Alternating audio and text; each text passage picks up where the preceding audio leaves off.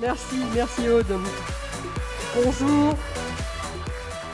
Bonjour à toutes et tous. Alors oui, effectivement, j'ai un long parcours de banquier et banquière derrière moi, ce qui m'a permis de vivre l'époque préhistorique où on parlait d'informations clients qu'on croisait quasiment à la main. Bon, bref.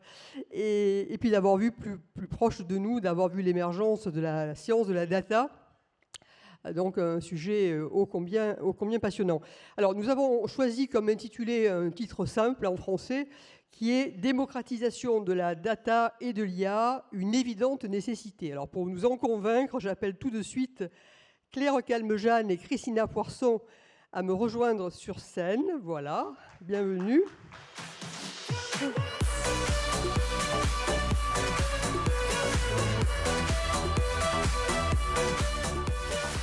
Alors, vous faites toutes les deux parties du groupe Société Générale, comme ça a été indiqué. Donc, Claire, vous en êtes la Chief Innovation Officer depuis maintenant 5 ans. Quant à Christina Poirson, vous êtes la Chief Data Officer, donc depuis un temps à peu près équivalent. Alors, vous représentez ici, vous portez la parole du monde de l'industrie bancaire. Alors, tous les secteurs d'activité, on l'a vu avec les interventions qui ont eu lieu avant nous, sont tout à fait consommatrice et nécessite cette data, cette IA, mais je crois que le domaine bancaire est certainement l'un des plus concernés en réalité, parce que quand on voit les exigences des métiers, puisqu'il n'y a pas un seul métier dans la banque, il y a des métiers dans la banque, quand on voit l'exigence des métiers de la banque et les défis auxquels nous devons faire face, on mesure bien à quel point cette science de la data et de l'IA est tout à fait importante pour accélérer. Alors les défis, pour les énumérer rapidement en introduction, bon, on a un défi bien sûr, c'est le défi de la relation client, le défi du service client qui doit être de plus en plus proche, c'est-à-dire de plus en plus customisé, de plus en plus attentif aux attentes, de plus en plus rapide, de plus en plus précis. Nous avons le défi également du monde réglementaire, qui est ô combien, avec sa cohorte de normes qu'il faut traiter de plus en plus rapidement. Et nous avons le défi de la gestion des risques, puisque bien sûr les risques au sein d'une banque, on cherche à les limiter, à les maîtriser au maximum, et ils sont là encore nombreux. Il y a également alors, le défi tout simplement des processus et de la réduction des coûts, puisqu'il faut qu'on produise plus efficacement avec des coûts qui restent mesurés. Les défis des transitions, donc transition écologique, transition climatique, enfin l'ensemble de l'ESG.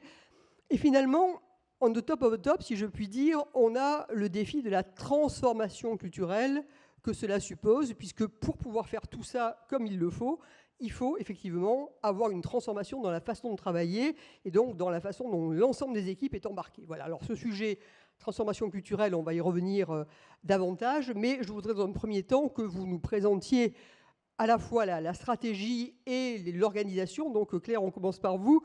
Parlez-nous en quelques mots de la stratégie de la Société Générale et de la façon dont vous êtes organisé dans votre entité pour y répondre. Merci Marie-Claire. La Société Générale, le dispositif d'IA et de data, il est complètement intégré dans la notion de la transformation de nos métiers bancaires, aussi bien sur les banques de détail que la banque d'investissement, que nos métiers de mobilité. Et pour vous donner une idée de l'ampleur de ce dont on parle, sur les ventes digitales, donc tout le business digital sur les banques de détail, on est passé en moins de 4 ans de 3 à 30% de ventes en ligne.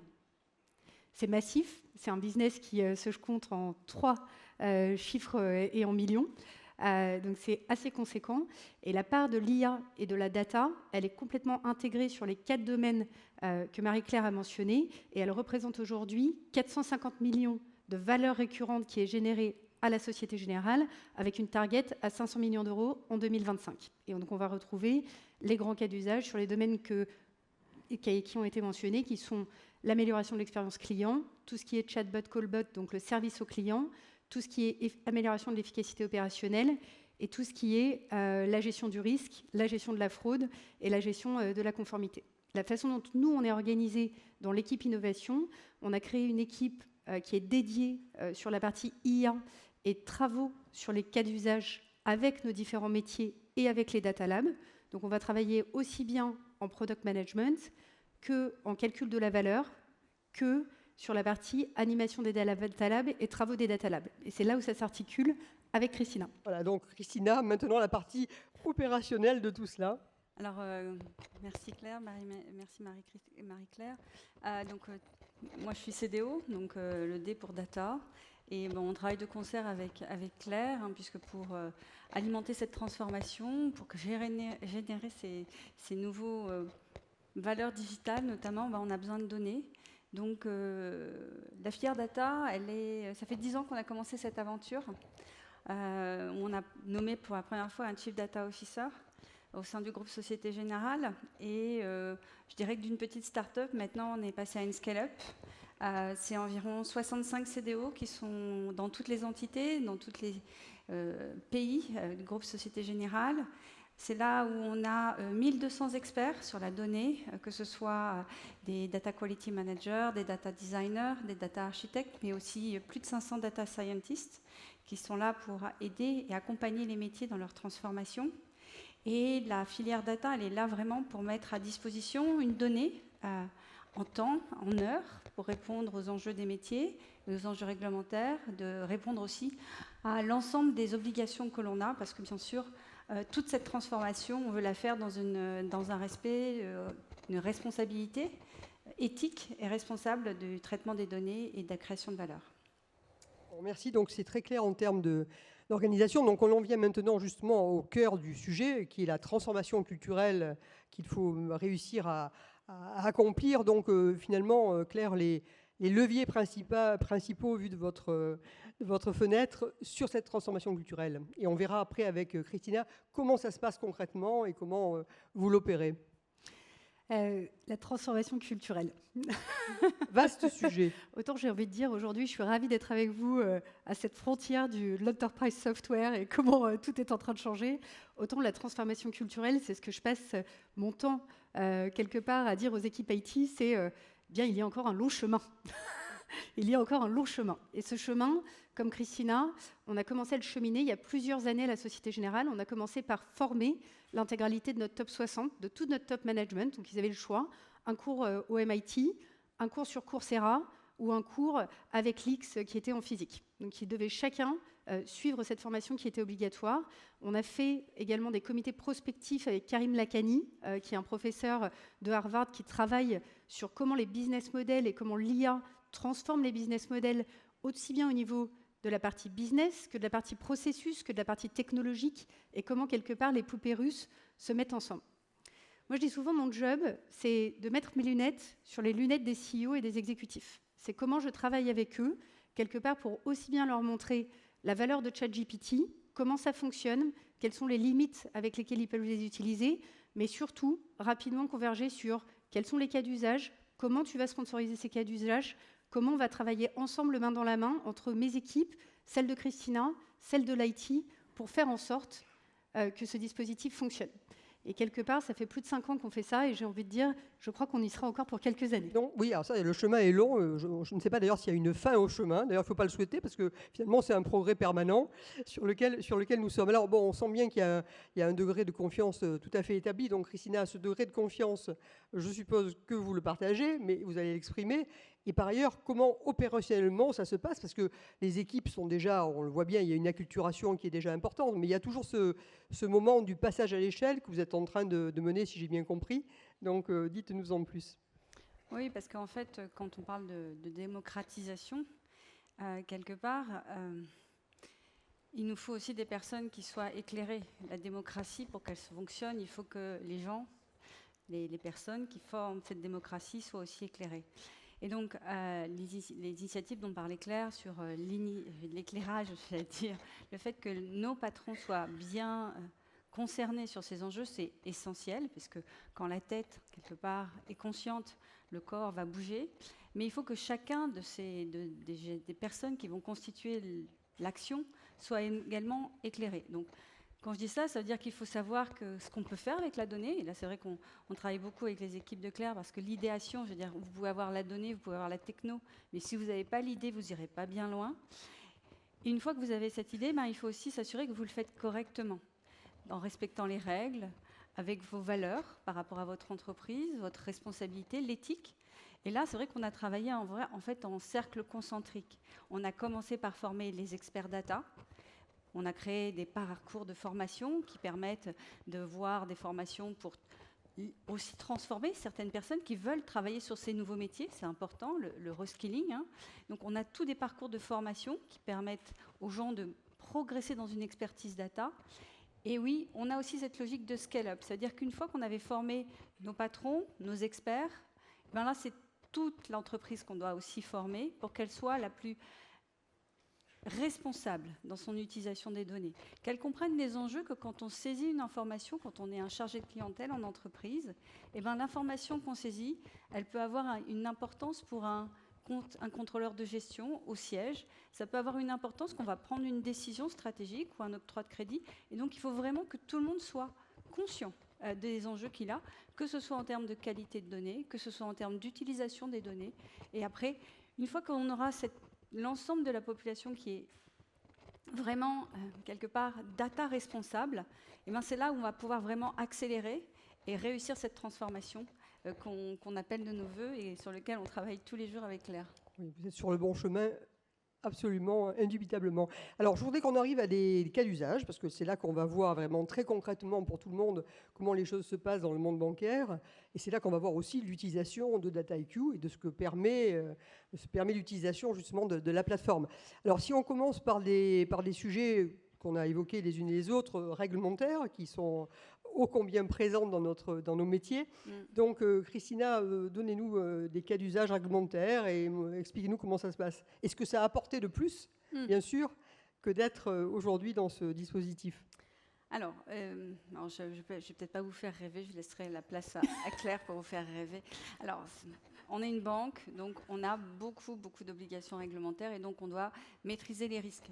C'est simple, un acteur comme une banque, c'est un maillon essentiel dans l'économie, d'accord ? Économie française, économie européenne, économie mondiale. Donc, on ne doit pas tomber, on doit vraiment maîtriser nos risques. C'est vraiment notre job de base. Donc, pour ce faire, on pilote, on mesure, on regarde.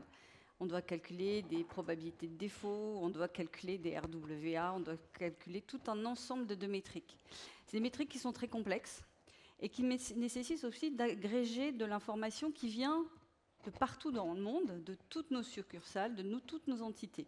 Et vous voyez bien l'effet volume de données, complexité du modèle, puisque derrière, il y a des modèles très complexes.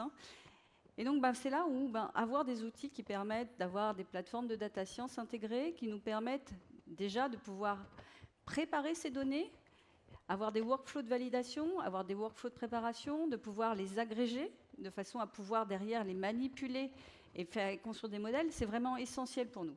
Et c'est vrai qu'avec DataIQ, on a ces solutions intégrées. Mais là où ça va plus loin, c'est que ce n'est pas simplement sur la capacité à faire, c'est aussi pour pouvoir répondre à des enjeux réglementaires qu'on a sur la façon dont on pilote nos risques. Alors, vous ne le savez peut-être pas tous, parce que vous ne travaillez pas tous dans une banque, mais on a un grand texte de nos superviseurs bancaires qui s'appelle BCBS 239, qui fixe les principes de gouvernance sur ce qu'on appelle le Risk Data Aggregation et le Risk Reporting.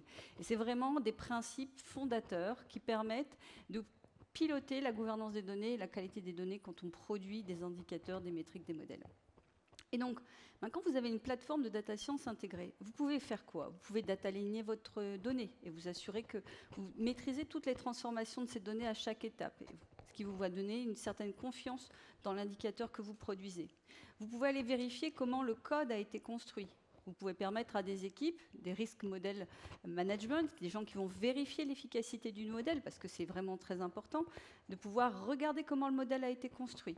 Vous allez aussi pouvoir donner accès, comme ça, à des personnes qui n'ont pas des connaissances de data science avancées, qui sont des utilisateurs, je dirais, des utilisateurs un peu plus lambda, des personnes qui vont peut-être préparer des dashboards, et qui vont pouvoir avoir des fonctions de low-code, no-code, de façon à pouvoir aussi, je dirais, travailler dans cette utilisation de ces données. Et donc voilà, c'est vraiment pour nous quelque chose de très important. À la fois, ça nous permet de répondre à des obligations réglementaires. On produit comme ça des métriques sur lesquelles on est attendu, mais on répond aussi aux obligations que l'on a de maîtrise de l'information, de maîtrise des modèles. Et Si aujourd'hui, nous, on vous en parle parce que c'est vraiment notre quotidien, il faut savoir qu'avec l'IA Act qui arrive bientôt, tous les développements liés à l'intelligence artificielle vont devoir avoir ce niveau de vérification, de s'assurer qu'il n'y a pas de biais dans les jeux de données, qu'il n'y a pas de biais dans les modèles, et pouvoir avoir accès comme ça sur des plateformes où vous pouvez avoir des fonctions de contrôle. Je pense que c'est essentiel quand on veut accélérer tout en respectant le cadre réglementaire dans lequel on est.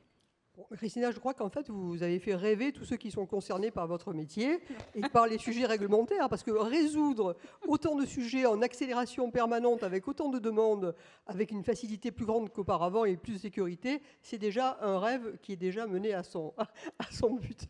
Donc Claire, maintenant, parlons de cas d'usage qui concernent davantage les clients, puisque tout ce que nous faisons, ce sont pour nos clients au bout du bout. Donc, cas d'usage concernant la relation client.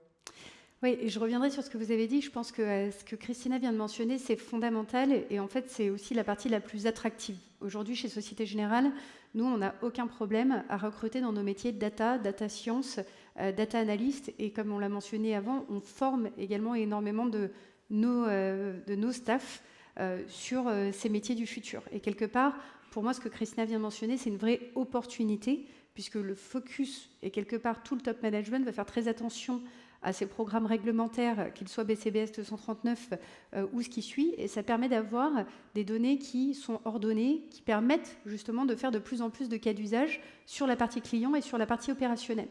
Et donc moi, ce que je vois, c'est qu'on arrive à faire dans nos cas d'usage qui sont les plus rémunérateurs, on arrive aussi bien à travailler sur la personnalisation de l'expérience client dans le digital marketing, on arrive sur Dataiku, on a des cas où on est en train d'essayer de prédire sur des populations quelles sont les plus appétentes pour tel type de produit et visualiser ça de façon très simple. On arrive à faire la même chose sur des parcs de paiement en regardant sur quel réseau ils payent, s'ils payent sur Visa, Mastercard ou CB, et du coup améliorer la rentabilité de nos opérations. Et on arrive aussi à travailler sur tout ce qui est efficacité opérationnelle à travers nos callbots, nos chatbots dans l'IA. Je le mentionnais, notre valeur aujourd'hui en production, elle est de 450 millions d'euros.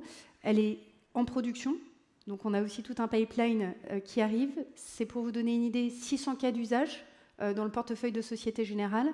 On a construit des assets de groupe avec Christina et avec l'équipe IT qui s'appelle Go/AI, où on peut, en fait, n'importe qui dans la banque peut avoir accès à l'intégralité de ces cas et regarder où ils en sont, s'ils sont en production, s'ils sont en phase de test, si certains on les a arrêtés parce qu'on n'avait pas la donnée de base et que finalement on n'arrivait pas à développer ces IA, de façon à réutiliser ces cas dans les différents métiers de Société Générale, puisque Société Générale est une organisation qui a 15 lignes business et 10 service units dans 62 pays dans le monde. Donc il faut pouvoir à n'importe quel moment regarder où on en est, et on est en train de lancer tout le centre d'excellence sur le Generative AI, qui porte aussi bien sur la génération de contenu, les opérations de support téléphonique, l'optimisation de tout ce qui est développement enterprise software avec Copilot, et aussi des cas qui portent sur la réglementation. Et je vous encourage à venir voir la présentation de Sébastien Brasseur sur SoGPT qui sera faite cet après-midi.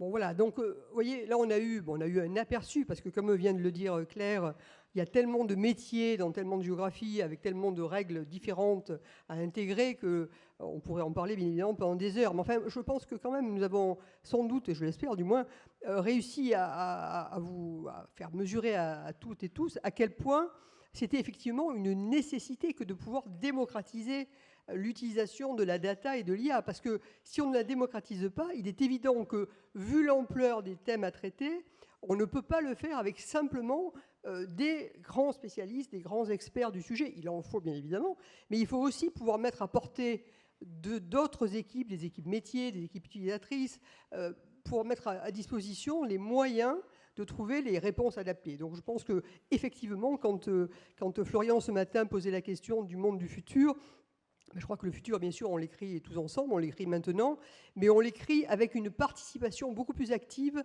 d'une population beaucoup plus large dans le monde bancaire comme dans d'autres mondes. Voilà. Donc c'est bien la démocratisation qui compte. Marie-Claire, si je peux me permettre, parce qu'en nous écoutant, je me disais que finalement la démocratisation, ça passe, si je fais un parallèle bien sûr aux démocraties, ça passe par des acteurs éclairés, Ça passe aussi par des lois, et donc un cadre et une gouvernance qui est claire. Et ça passe par des outils qui permettent cette démocratisation à l'accès. Et finalement, c'est bien des outils, des hommes et un cadre de jeu qui nous permettront d'accélérer sur ces sujets. Absolument, et je pense que la démocratisation au niveau de l'IA et de la data, avec notamment le concours Data IQ, va certainement se porter mieux et plus rapidement que la démocratie dans le monde. Merci. Peut-être. Merci.